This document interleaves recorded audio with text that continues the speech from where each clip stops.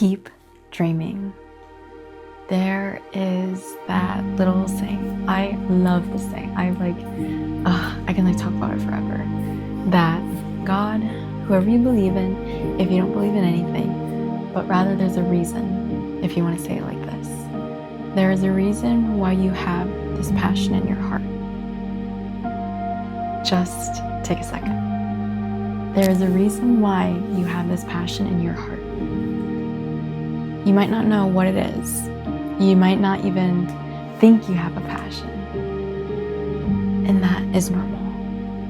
Not knowing what you want to do is completely fine. Not even understanding who you are is fine. Because we, as humans, are always changing and always developing and always becoming something. We are never distinctly something, but rather changing. Like, there's a thing that I saw that was like, nothing ever is, everything is becoming. And it is so true. Because in the times that we feel lost, in the times that we don't know what we are doing, in the times that we don't even know who we are, we're figuring it out as we go.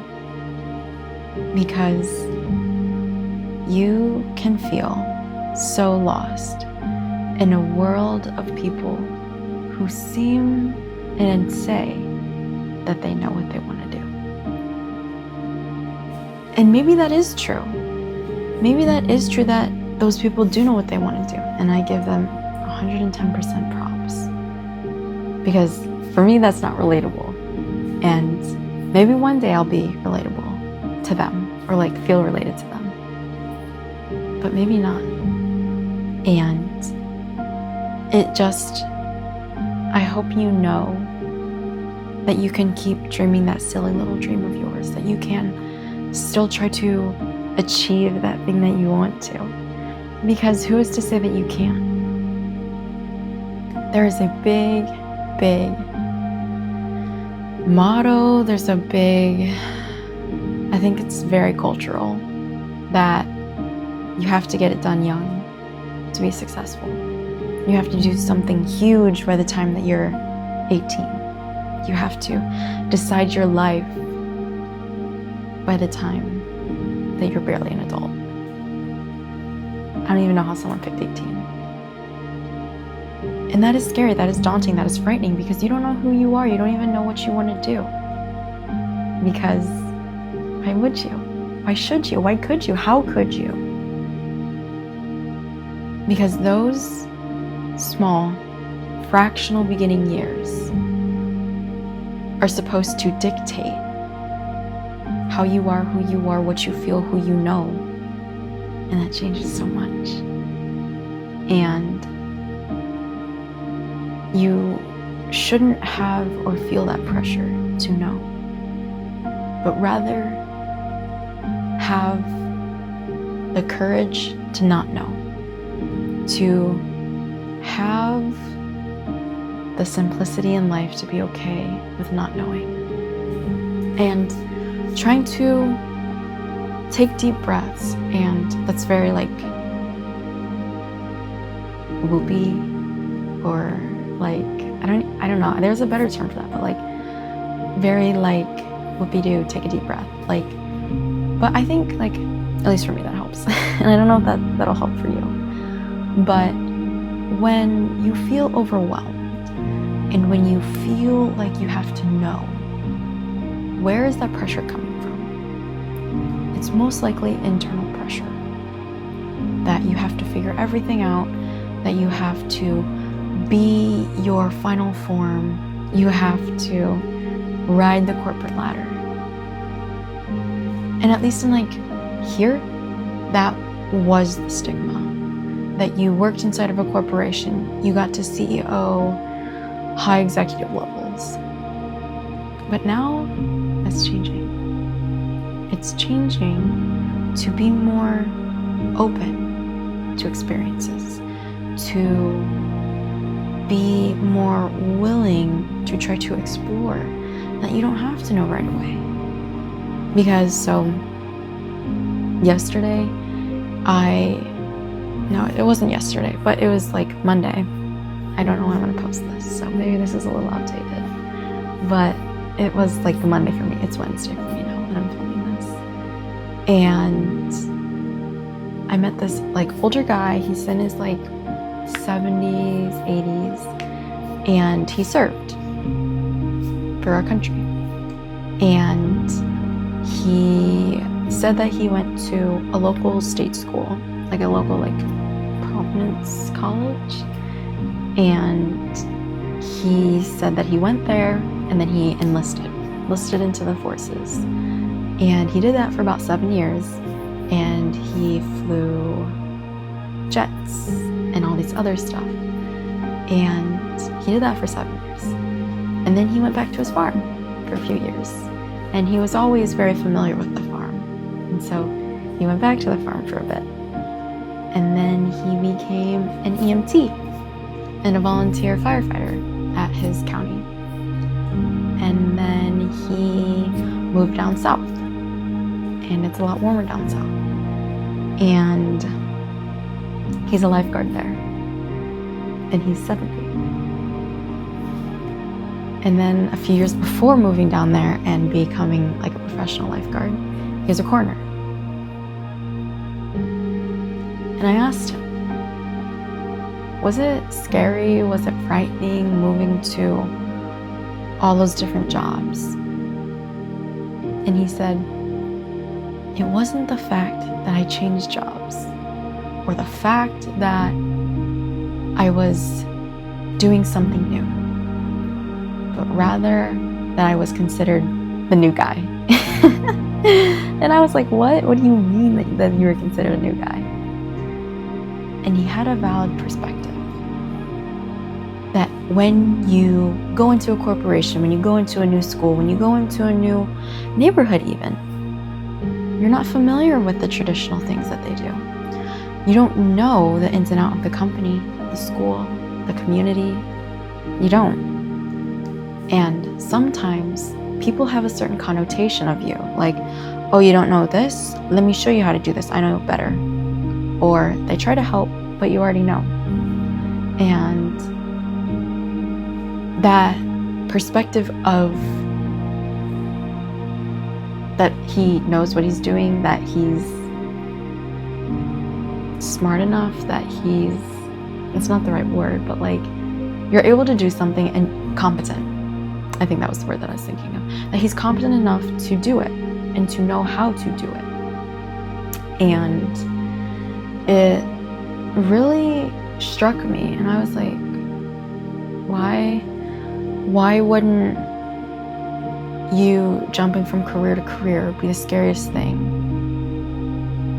But it's the fact that trying to find a community when a place that you're brand new to, finding people that you can reach out to, knowing that they have the best interest for you, trying to understand the culture to a business, a school, and a new environment is one of the hardest things. Because if you think about it, a lot of immigrants do that. They go through that, and that's so challenging because there's a language barrier, there's cultural barrier, there's expectations, some social norms, and experience differences. And being able to kind of not assimilate, but assimilate enough that you fit in, but you are still you, trying to achieve your goals and your little dream. That's all that matters. Because you can lose certain aspects of yourself and you can find new ones without having to lose certain aspects of you. And trying to find your way in life is how you continue your journey. That is how you continue your little dream. And even though he had no one set career, even though he had that idea of that particular challenge of being a new guy, he figured it out. Maybe he didn't have a dream but he didn't let that lostness, that fear, that his fear defeat him. And he still continued on. And you literally can do the exact same. You have every single ability within you to find your way in a new environment like he did. He found out how to be a coroner, how to be an EMT, a firefighter in the forces while still being him. And I think one of the most beautiful things that he told me was that he was there. He was in London, in Europe. He went to Germany, he went to Italy, he went to Turkey. And he did that in the 70s. And it's been almost 50 years. And he was like, yeah, this was a long time before you were even born. And I was like, yeah, man, that's crazy. Your life experience is crazy. And it goes back to life experience. I don't have a lot of life experience from a big perspective. I know that. And I'm aware of that because I'm like in my 20s. So how could I? Age comes wisdom. And at least for being in my 20s, I understand that it's fine that I don't know. It's fine that I might have a little dream of doing my own business or doing something that no one else has done before. But I am aware of the challenges that will come about. And that is fine. And you will face challenges too. And that is fine as well. Because just like the gentleman that I met, he found his way. And the thing that he said was that he just wanted to be able to be in the background and work, and to be trusted, and to be competent, to be known to be competent enough, he already was, to do his job right. And sometimes if that is your thing, you will be that. You will do that, and you will have that the way that you want. But that comes with the uncomfortability of being that new guy, of learning the new culture, of trying to simply figure it out. And when you feel lost, and when you feel like you don't know what you're doing, that is when you are doing the most. Because this past school year, I felt very lost. I felt very lost because I didn't know what I was doing. I didn't like what I was doing. And I just was like, what am I doing? Who am I? I felt major imposter syndrome again. And you figure it out.